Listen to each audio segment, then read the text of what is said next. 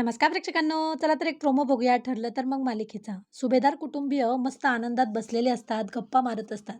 सायली म्हणते, गणपतीनंतर आता दसऱ्याची तयारी करण्याची वेळ झाली आणि सगळे तिला होकारार्थी मान डोलावतात. तेवढ्यात अश्विन प्रियाला घेऊन घरी येतो. प्रिया म्हणते, म्हणूनच तर मी आले. तिला बघून सगळ्यांचाच खूपच संताप होतो.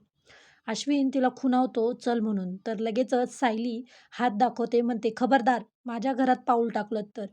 आणि ती प्रियाकडे जायला निघते आणि जोरात तिच्या कानाखाली देते. म्हणते, तोंड बंद.